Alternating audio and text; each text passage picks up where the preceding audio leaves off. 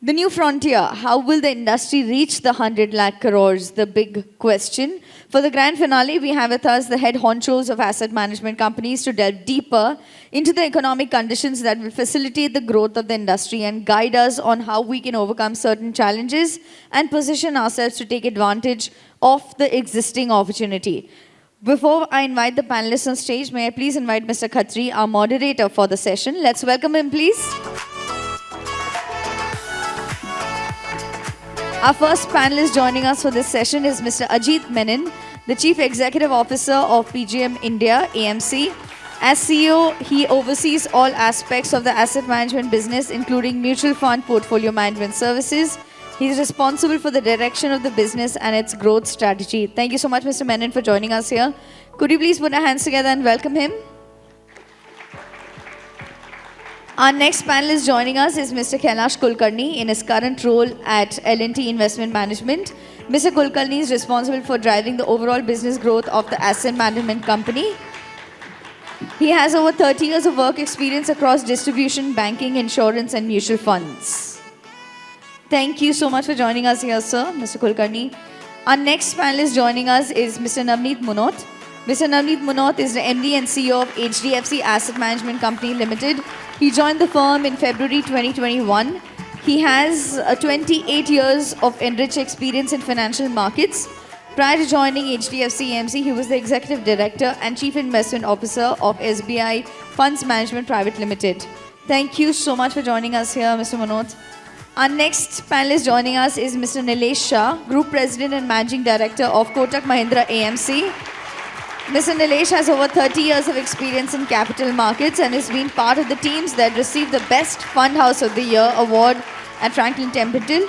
He was with ICICI Prudential and Axis Bank, where he's a part-time member of the Economic Advisory Council to the Prime Minister, a member of the SEBI's Kotak Committee, and a board member of AMFI. I hope I got that right. Thank you so much for joining us here, sir. Well, we have our next panelist joining us here, Mr. Sunil Subramaniam. Joined Sundaram Mutual in September 2005. During his tenure, he has handled various roles before being elevated to his current role as Managing Director. He is also on the Board of Directors at Sundaram Asset Management Singapore Pte. Limited. Our next panelist joining us is Mr. Vishal Kapoor, CEO, IDFC AMC. Has over 2 decades of rich experience in financial services across businesses including asset management and banking, with a successful track record of building strong teams and sustainable businesses. With that, ladies and gentlemen, this promises to be an absolutely power-packed session, so let's dive into it. I'd like to hand it over to the expertise of our panelists and moderator. Over to you. Okay, thank you so much. So, Prem, before you start, you know, the stage is going to go like this because the AM is very high that side. Just come forward.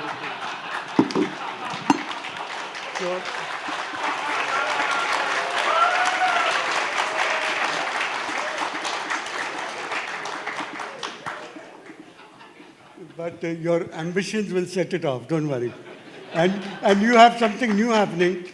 So it's congratulations in order. Okay, great, fantastic. So with that, let me start with the ones who've been accused of having dominating the game.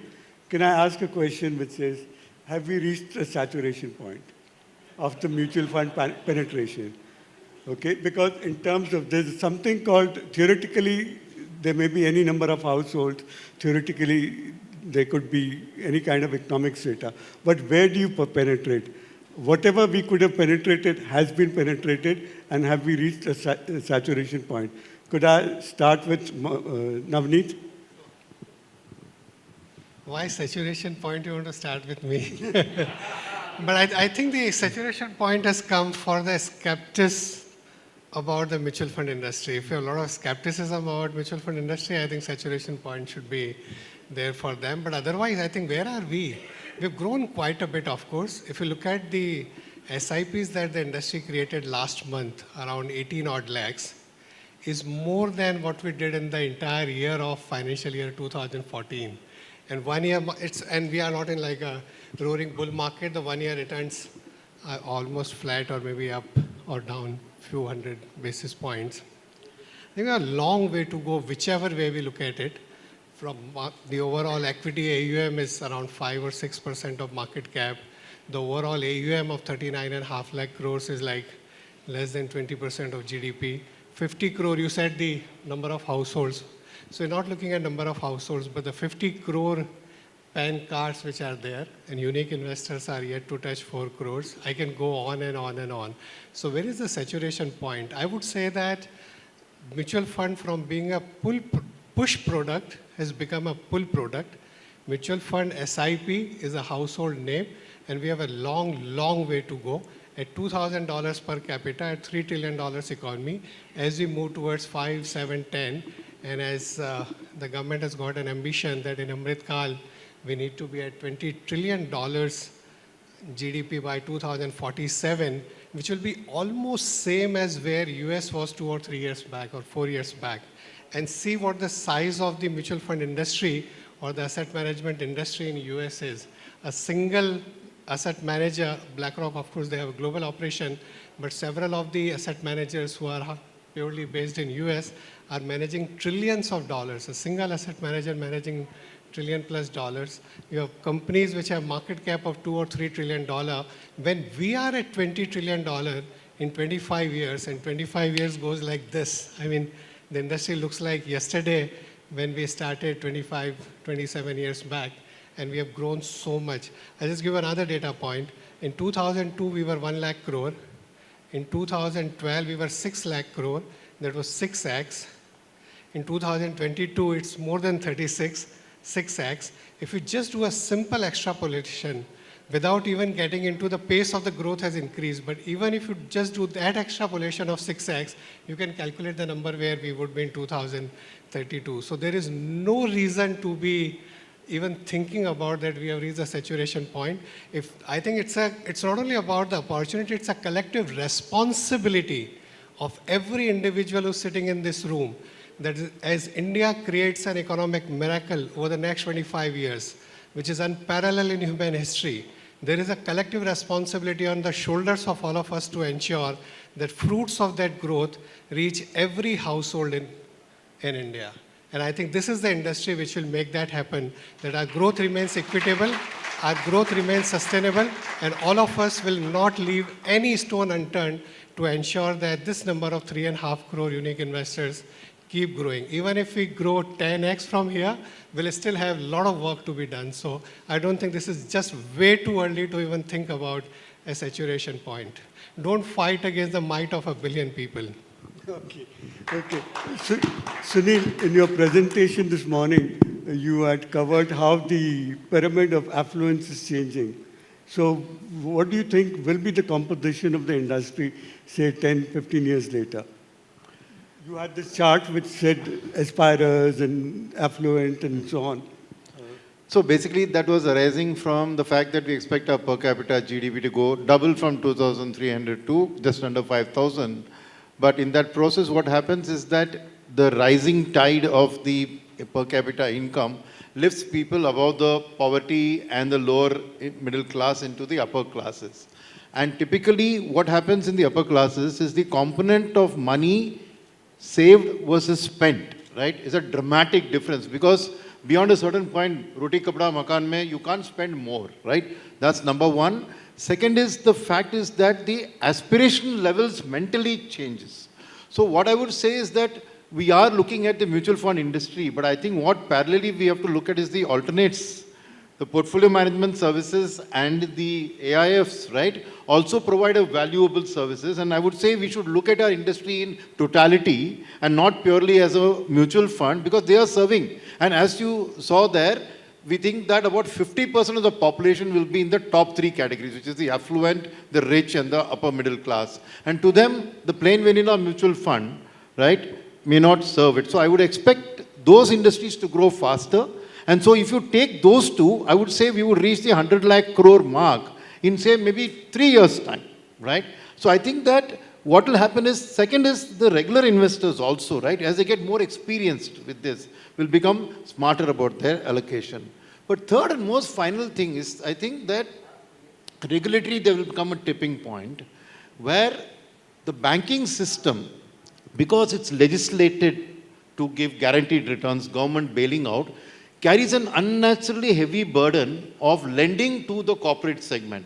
So the development of the debt capital markets is rightfully mutual fund India's responsibility. And when we start diverting the savings to check writing money market funds to that, truly India's growth will be. So I think that the debt segment, right? One in the alternates and the high risk, high reward segment. Second, I see the debt segment really exploding, and truly then the NPA problem of the banking industry will get under control. So I think that's a very big change that I see happening as a component of the debt portion rising dramatically. Okay. Okay, Nilesh, I wanted to come to you next. Today we are at around 40 lakh crores. And if we were to extrapolate, take it to 100 lakh crores, do you think the profits of your AMCs will be in the same proportion? Because we find that a lot of contribution is being made by passive funds. Increasingly, they're having a higher share. With the result, profitability is coming down. The scheme sizes will grow bigger and bigger, and hence the TERs will keep coming down, and that has a direct impact on your bottom line. So do you think today that profits that you make out of every lakh crore will be the same when you reach 100 lakh crores? Undoubtedly, no. The profit margin will continue to come down for all the reasons which you mentioned. But here, the men's will be separated from boys. Everyone's profitability will not come down in the same proportion. There will be few people who will launch profit-sharing product. And if their performance is good, they'll make excess profit on profit sharing. There will be few people who will leverage technology and they will reduce the transaction cost or operation cost.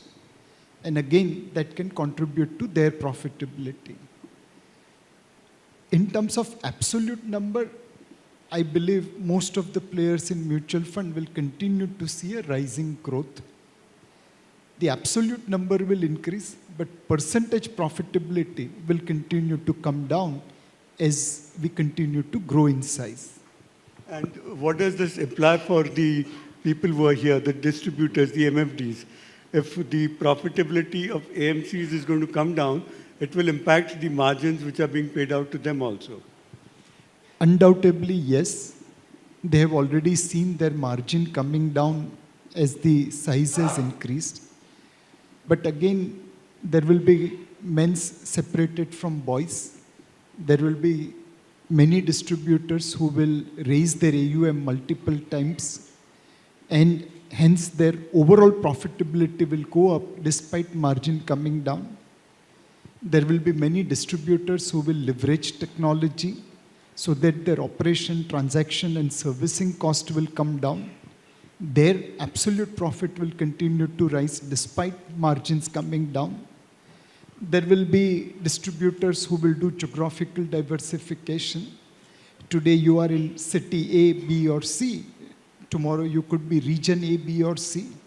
Or day after tomorrow you could be state A, B and C. The geographical diversification again will expand your business, help you achieve a higher margin. There will be some who will, sell profit-sharing products at right time to their clients. So there will be multiple opportunities for people who want to do business. Obviously, you will have to change with the time. If you are static, you will end up on the wrong side. But if you are dynamic and changing with the time, then obviously you will benefit. Okay. Now, Vishal, my next question is to you. Today, we have a certain number of MFDs. Let's say the active number is around 40,000, 45,000, depending on what you count. To reach the goal of 100 lakh crores, it is largely estimated that you need 5 lakh MFDs or distributors. So what is the industry doing to reach that number? Because we don't want to be run out. We don't want to have a situation where there are no feet on the street, adequate feet on the street. Thanks, Prem, and I think absolutely right. I think the goal of 100 lakh crore cannot be met, in my view, without growing MFD partners. And I do think that the entire hall deserves a round of applause for what you've done. So thank you so much. You're right that we have about 1,23,000 odd registered ARNs, but only a fraction is of scale and size and relevance in that sense. And that's something that at an industry level, at Amphi, we've tried to address with 2 or 3 things. One is, and when we did a bit of research around why aren't a lot more people joining the industry as MFDs, I think all of you can be brand ambassadors for MFDs because you've seen the growth that is possible. But when we talk to new joinees, potential, whether it's a young graduate or someone who wants to change industries, 2, 3 of the summary, I guess, issues that come up is that the role of the MFD itself may be a bit misunderstood. It's often confused between, am I a salesperson, am I a commission agent, am I a broker, what am I? And I think clarifying that and making the actual value that an MFD brings to the table available to the masses at large is one very big opportunity and a challenge in a sense for us. So many of you would have now seen Amphi's initiative in the campaign called Kare Shuru. And while Kare Shuru is an invitation to new MFDs to join the industry, at another level, it actually highlights the value that an MFD brings to the table. So some of the ads you will see will highlight the fact that you are just not someone who's providing advice or guidance. You're actually helping someone create wealth. So you're actually empowering a lot of people. You're helping households become, meeting their financial goals in the long term. So there's a lot more to being an MFD. So that's a large campaign that we've just started. We want to propagate that message even further. We need all your support to actually propagate that message. Because as leaders in the room today, if everyone in this room can go out and multiply this message, I think we can achieve this goal of first getting 5 lakh active ARNs to join the industry. And then I think this goal should not be 100, it should be 200, because that is possible. I think like Navneet said, there's just so much more opportunity. The second thing I do want to highlight, though, is that we also need to keep upskilling ourselves. I think all of us, when we travel and meet, and I think all of you know, you're here because you spend so much time upskilling yourself. You're here, you're hearing a lot of, I think, the panels today. But that has to be, I think, more consistent. So we need a lot more help at the more junior, more younger level to upskill. It's finally quality and value that will get you to get clients and retain clients. So I think these are 2 things we should keep in mind. I think the question that often gets asked is the commission enough? Is it sustainable enough? And etc. Like any other entrepreneurial journey or like any other startup, which is the fresh, I think profession, you do need to invest. So if you stick to it, if you're there for a couple of years, you will see that this is a really lucrative industry. And I think we've got such great brand ambassadors for this industry here today. So I think once you see your journey, I think more and more people will be convinced. Okay. Kailash, if people, the MFDs here, have to participate and contribute to the 100 lakh crores, what do you think they need to do? What changes to their approach they need to have? Vishal hinted, one of the things he said was, acquiring knowledge, upskilling yourself. What do you have? So, Prem, I have been for a long time talking about changing the paradigm from talking about rupees crores to crores of customers. So after all these years, we have 3.5 crore customers. The good news for us is that pre-pandemic, the total number of customers we have actually doubled the number of customers just in these 2 years, where people don't talk about this number. Okay, so what you're saying is that what we did over 25 years, we did it in 2 years. And this is phenomenal. And I think from here, I am very confident that we are going to be 10 crore customers in this very, very quickly in this industry. And you just imagine, you take average 50,000, 1 lakh, 2 lakh, whatever you want to take as an average per customer. You just see the multiplier effect it will have. And then the 100 lakh crores, according to me, is an outcome. It is not an input. And I think the only 3 things that people need to do is use technology to your advantage so that you can service more clients. whether the client is based in your city or the client is based in any other district or any other country. That you can only do by using technology. Second, set an ambitious goal. Those people who don't have more than 100 families, can you do 500 families? And you cannot do 500 families by pen and paper. You have to use technology. You can analyze 15, 20 families per month or per day, spend 2 hours going through the portfolio, seeing everything is okay, and then just get on with it. Because your ability to service, and I think all of you all covered the point that servicing costs come down when you use technology. Sales becomes far more efficient, and your ability to reach out to new customers is there. So if you just set a task of doubling your client base, your AUMs will not double, it will go more than 2x times. So my belief is that that's what we need to focus on. If we are able to quickly move from 3.5 crore customers to 10 crore customers, I think the deed will be done. Okay, now I want to move away from it a little. I want to talk about products. Ajit, whenever I read literature from overseas, I go to websites which are meant for which are the equivalents of Cafemutual. I find a lot of discussions around, college education. This morning, Daniel Crosby, the author, spoke about how people stick to their commitments if it relates to their children's education, and how education is a big market. Retirement is a big market. Retirement is a big market for your parent company. And you yourself have been talking about retirement. Why haven't things taken off? We have Nippon, which has a tax-advantaged retirement fund.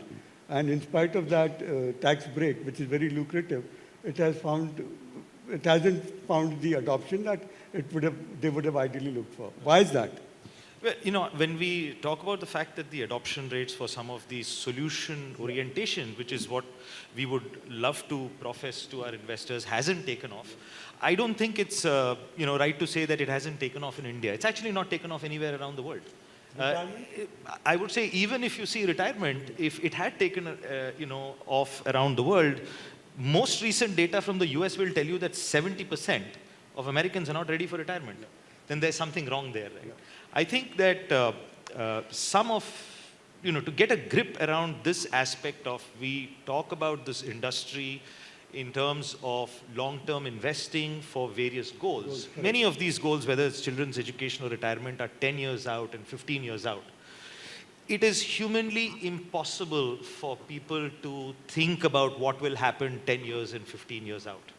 There is research to suggest that investor awareness does not work. Okay. So to me, when we are thinking about our industry, and as all stakeholders, when we are thinking about taking this industry into the future, many a time when you see problems of scale, problems of growing, it is always because there is a gap between what science knows and what business does. And so far, our industries, our media, when we think about our investment products, we think from the conventional way of saying that man is rational and makes rational choices. Science has moved far ahead into, the behavioral economics and sciences that says that man is emotional. He's not so rational. He takes emotional decisions, which is why when you talk about his children's goals or his spouse's goals, he's probably more reactive to it. So I do think that that aspect of understanding what the gap is, it's the behavior gap at the end of the day. The mutual fund industry, according to me, is the most beautiful industry positioned to take advantage of behavior. We talk about the SIP, but I don't think we talk as much about the real advantage of the SIP. It's a behavioral hack. Imagine 10 years ago, you had to write 12 physical checks, sign it, give it to your broker, remember to do it 12 months later. You now need to click a button and make it perpetual or do a top-up. It's a behavioral hack. That's what's got people to save. And job done well by MFDs all across the country. Look at the balanced advantage category that you can design in a mutual fund. Buy low, sell high. It's automatically doing that. So to the extent that we are able to recognize that the science of this is really to say that can we nudge behavior by the design of our products and our solutions. And the behavioral coaches are in this room. The MFDs are ultimately the behavioral coaches. I think that, as Kailash said, 100 lakh crore number is not necessarily the number that you should be thinking about. It could be fairly higher, and fairly higher in a sustainable way, because then the average experience of the investor would be very good. So there is a challenge. Recognize the challenge that there's a gap in how we understand it. And if we can all work towards making sure that we can apply ourselves to the behavior gap in terms of using mutual funds in that sense, I think we can go far more distance than where we are today. Okay. Now, Nilesh, I have one question for you. In growing to this point of 100 lakh crores, we are making certain assumptions about the way our economy will. What do you think are the assumptions underlying our beliefs that we can reach 100 lakh crores by a certain date? What is it in the broader economy which is taking place which will make us reach this 100 lakh crores? There are certain assumptions that so what are these? So fortunately for India, growth is not necessarily the only answer. Let's for a second assume that India will not grow. It's never going to happen, but let's for a second assume. Can mutual fund industry still go to 100 lakh crore? Answer is yes. I just have to shift people from their savings account into mutual fund.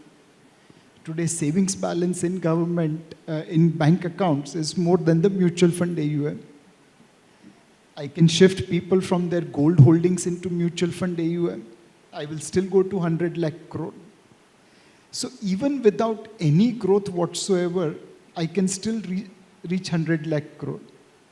Now, obviously, we are going to see growth also. Last year, we were the fastest growing major economy. This year, we are the fastest growing major economy. And the rate at which world is growing, next year also, we will be the fastest growing major economy. Now, when growth is happening, savings are getting created. When savings are getting created, some portion will come to mutual fund. So 100 lakh crore journey will happen because India is growing, Indians are saving, and mutual fund is a preferred route of investment. And also we will grab assets from other asset classes, savings account, current account, gold, so many other things. We will migrate them into mutual funds. Okay. Now, Navneet, I wanted to ask you, we've run this mutual fund Sahi Hai campaign. Okay, what is going to be the next set of messaging for the investor education program, the mass media program? What should it be? How do you think we can take it forward? Some of the other people are closely involved with that campaign, but I think it's not like we have done this and abhi kuch aur karte hain. There is so much to do what could that be the self. How many people in India? So, I mean, of course, the industry has done a phenomenal job in last 6 years. 2016 is when we started the whole mutual fund Sahi Hai campaign, and 6 years. Kailash and some of the other people can add a lot more on that. 6 years, I think the message has percolated down. SIP today, as I said, I mean, it's no longer that push product that we used to think. It's a pull product, and that's why fintechs that did 4 lakh SIPs in 2019-20, they did 36 lakh in 2021, and did 86 lakhs last year, and the pace is like almost same, slightly lower than the last year. And look at the pace. I mean, there's definitely a lot of that credit goes to the hard work of each and every individual sitting in this room, but also the campaign that has run beautifully. But we still have to, as everybody has mentioned, 3.5 crore unique investors, right? All said and done, 13.5 crore folios now. But I think on the unique investors perspective, we have a long way to go. Of course, the 2 crore has become 3.5. So what Kailash rightly mentioned, that 50% growth has come in last 18 months. But still, we have a very, very long way to go to get that message percolated down to every household in India. So I don't think that, of course, the same message can be given in variety of ways. And I think he mentioned it so rightly. It's all about the behavioral nudge and not about the information as such. And I think that's what all of us need to do rightly. Okay, yeah. See, there are roughly about 10 crore folios and roughly about 10 crore demat accounts. Of the 10 crore demat accounts, active traders or investors who do something in stock market once in a year is 1.2 crore. Whereas out of 10 crore folios, we have 3.5 crore customers who are active. So compared to that, stockbroking or stock market, which gets far more coverage and far more fancy news, we have actually created 3 times more investors. I mean, I'm sure everybody will have a story like this, but a simple 10,000, I mean, I keep quoting this, never get tired. 10,000 rupee per month in HDFC FlexiCap fund has become 11 crore rupees, period. I mean, that's a message consistently we need to give. To make 10 or 11 crores, you don't have to start with several crores. Just a 10,000 rupee per month will do the trick. Okay. Now, actually, Mr. Barua has left. I would have liked to have asked you this question in front of him. Sadly, he's left. If there were to be policy changes to be made to help us reach this 100 lakh crore, I want to go around and ask everyone. Start with you, Sunil. You had a laundry list this morning.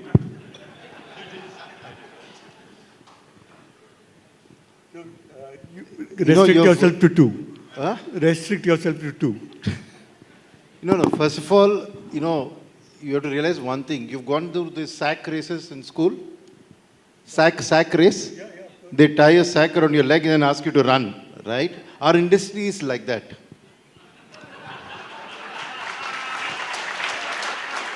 So let me explain why I'm saying this, right? You take the international market, let's take America and let's take India. So you talked some time back about solutions, retirement planning. In India, it's happening. It's the fiefdom of the insurance industry which has given a license to kill. This afternoon over lunch, I was talking to Ram Bhai. In 3 minutes flat, he floored me. The insurance industry is able to give 7.6% guaranteed return. They're able to do 100-year products, and they're able to do products with no insurance in them. The entire retirement solution industry, the planning, he said you can plan for your granddaughter with this, and he'll guarantee that the amount, if the granddaughter you outsurvive the granddaughter, you'll still get that money. So that portion of the industry, the insurance industry is taking. That's one. Second, you take the safety capital industry. That's entirely the fiefdom of banks. Right? We are not able to play there. Why? Because they are guaranteed. They are guaranteed by the government of India. No question of default. So, and the third thing is, even managing assets, the insurance industry's assets are managed by themselves. In America, it's the asset management industry which manages the... So we have tied our hands and legs. And so to that extent, right, so the 2 points you wanted from me are one, we need a SEC type super regulator who takes care that all of these products have a level playing field and do that, right? So we need that in India. That's number one. Number two, what we need is with our industry growing from 6 lakh crores to 40 lakh crores, we need an MFRDA to manage our own assets. We have not grown big enough not to be one tiny rounding off error in the capital markets regulator. So I think we need that specific direction for the development of our industry. And MFRDA has a D in it. Yes, right? So I'm saying just these two things. Have an overarching regulator who makes sure there's a level playing field, and then have a specific regulator to iron out the support issues that we need. I think those two will take care. And like you said, thanks for sending him off so that I could speak these frankly.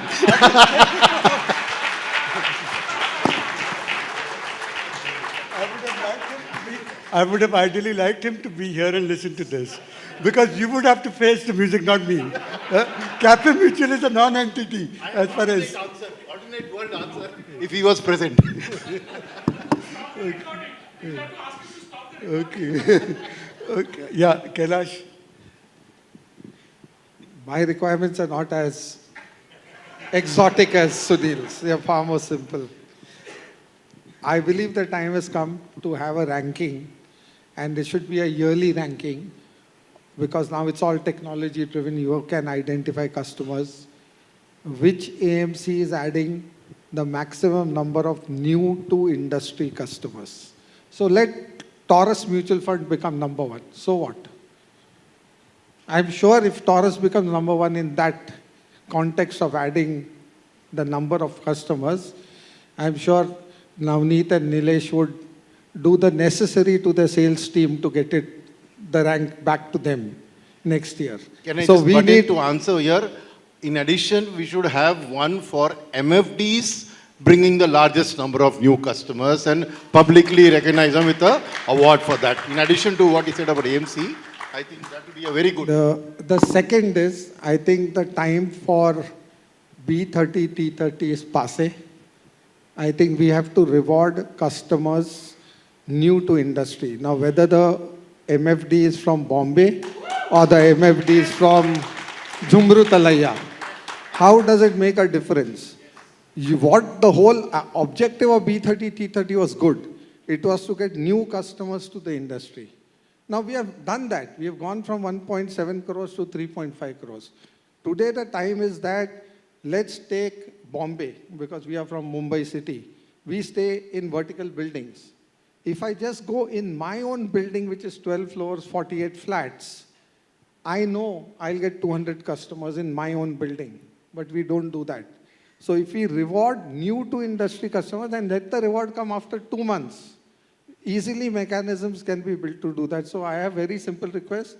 Start ranking AMCs on new to industry customers and start having a special commission for getting new to industry customers. Okay. So I think both what Sunil and Kailash said, the right kind of incentives can get, the right kind of behavior going within distribution and for the industry.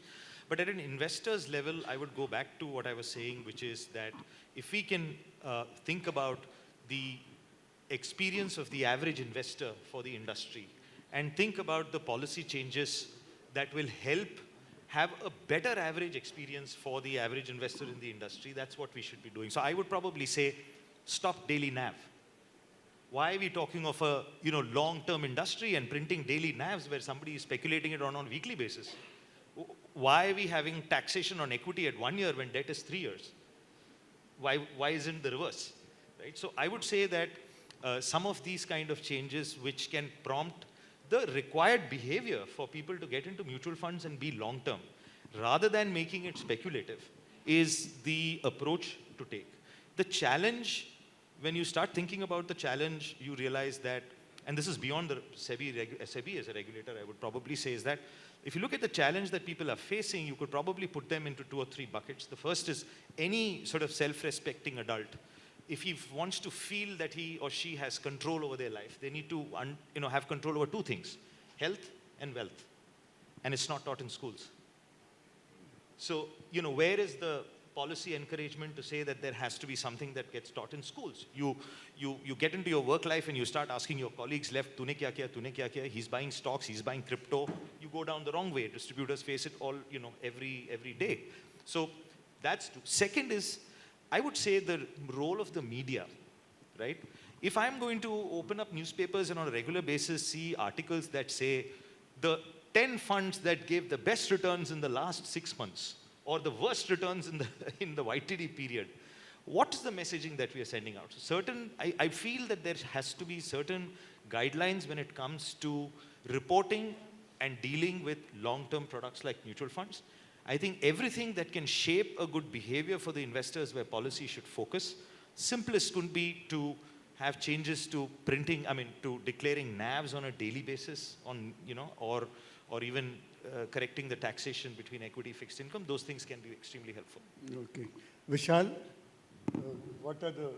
what is on your wish list? I think, difficult to sort of beat the recommendations given, but at a policy level, I think the 2 things that will probably help simplify our lives a bit. One, I think, is a common KYC. I think, once it is done by one regulated industry, to do it all over again, I think it's just a bit of unnecessary friction. I know we've come a long way in simplifying it, but it's also costly. So inclusion and doing micro SIPs, etc., do suffer because the cost of getting a new customer is just so high. So I think that is a simple win in one sense. I think there is some work happening. Hopefully that will help us. The second one is also a bit controversial, but I do think that within our industry, the investor paying GST and the mutual fund distributor also paying GST and then paying income tax on that may also be a bit excessive. So that's one area that I think we should relook at somehow through a policy means. Part of that, obviously, if the recipient of the service is the investor, that GST passed on through the TER, etc., is already there. But a commission earned by someone in the value chain, again paying GST and then paying tax on that, just makes the effective tax rate for a sizable mutual fund distributor to be very high. So I think that economics could be reviewed. It will encourage more distribution. Nilesh?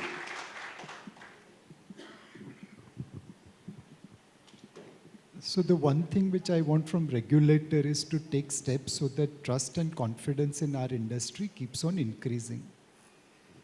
They came out with this mutual fund Sahi Hai campaign by putting 2 basis points on AUM, and we have seen the benefit. So do whatever it takes so that trust and confidence of investors on mutual fund industry keeps on increasing.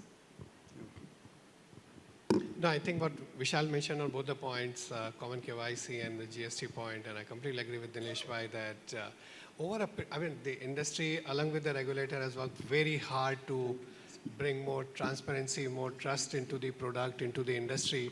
I think if we continue on this path over a period of time, as investors have more comfort, investors have more trust, it will continue to grow. We are the most cost efficient, I would say most convenient way of participating in market, most customized in terms of now accessing the market. The way over the last couple of years, particularly accelerated after the COVID pandemic, the digital innovation that industry has done, while Anuj has moved out, but I still give credit to the entire ecosystem. I think everybody has worked very hard to make it as convenient, as customized as possible. And I think if we continue on this path, there is a long way to go. I'm sure every time in every cycle there would be certain events where regulator will have to respond to it over a period of time as industry adopts to the new reality. Then of course there would be another reaction, but over a period of time I think together industry and the regulator and the rest of the ecosystem have worked together, and I think we have reached here, but a long way to go.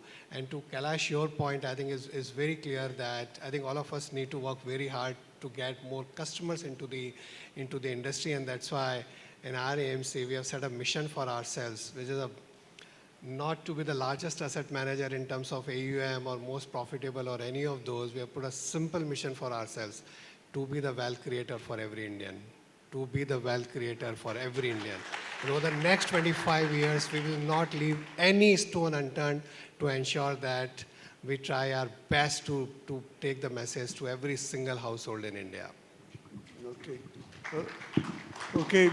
We just have another 3 or 4 minutes, and I would like to end on a strong note. So I would request all of you CEOs to give one suggestion to the MFD community which is present here on what they need to do, which is perhaps something not being done or they're not aware of. If there's one thing you'd like them to do, start with you, Vishal. So one opportunity, if I were to pick one big opportunity, which I think only few MFDs focus on, is look at the debt part of the customer's wallet. I think in most cases, and I think Anuj may have shared some data, what we see is that in the individual MFD split, debt is still very, very small. And we think about how do we scale and how do we get to the next set of customers. A lot of MFDs tell us that, look, beyond this certain capacity, I don't know how I will grow. But with the customers you have, keep in mind that at a macro level, 80% of India's household wealth is in some form or manner in fixed income. Of course, it's a complex area. We can help, and I think the industry does a lot of training and knowledge, etc., etc. But please look at that as a very large asset pool. I know there are many reasons why you shouldn't look at it, but there are enough reasons why you should look at it. And I think having the larger part of the customer's wallet share is definitely one way to grow your business faster. Yeah. Great. That's a great suggestion. Navneet? So 3 T, think long-term, think trust, think technology. I think everybody mentioned about it. I think I keep telling our guys, जब सुबह उठते हो एक ही सोचो दूसरों के लिए पैसा बनाना है, अपने आप बन जाएगा.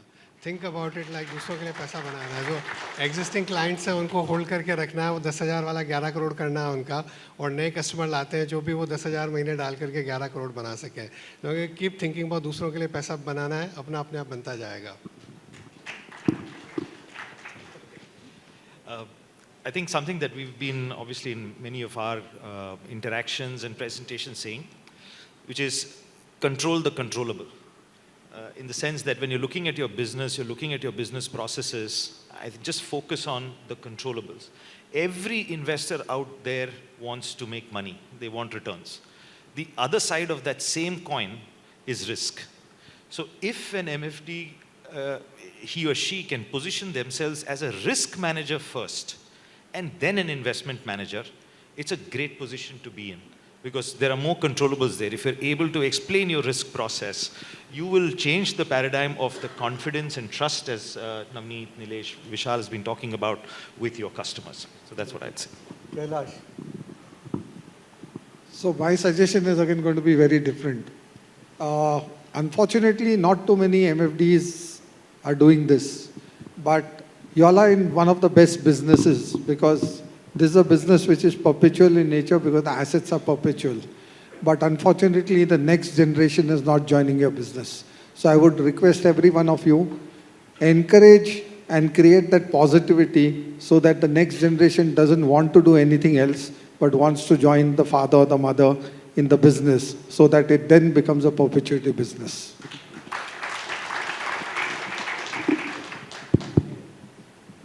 I think the single most important thing is that the mutual fund is a commodity product.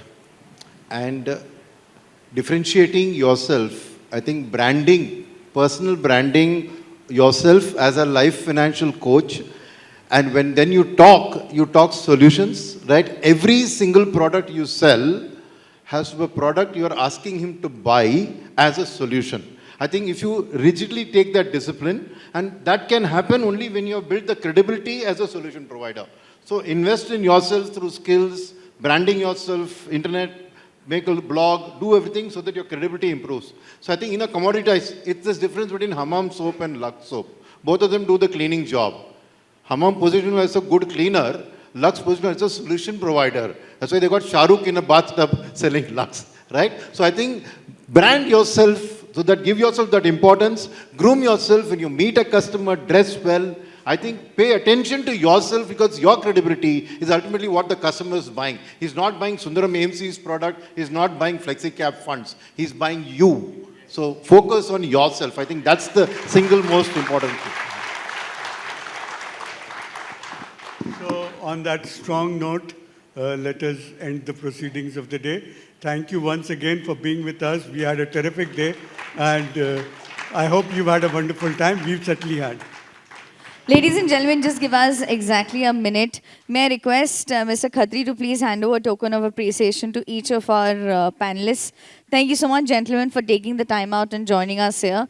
We still have about 5-6 gifts to give away, so please wait back. I'm just going to be announcing the names in the next 5 seconds. So if you're here, then you might as well please collect your gift and then head back.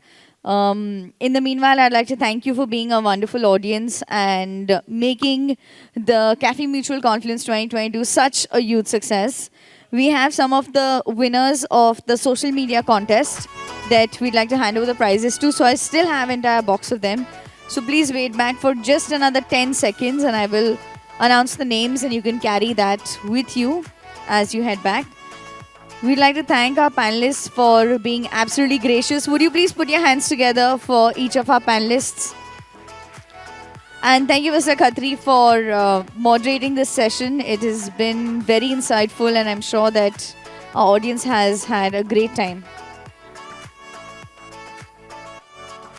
The winners of the social media contest, may I request Hitesh to please step forward, like just near the stage so that we can announce the winners as well. We have Mr. Sukumar, that's @Sukumar 380333167. Congratulations. Would you please join us here to collect your gift?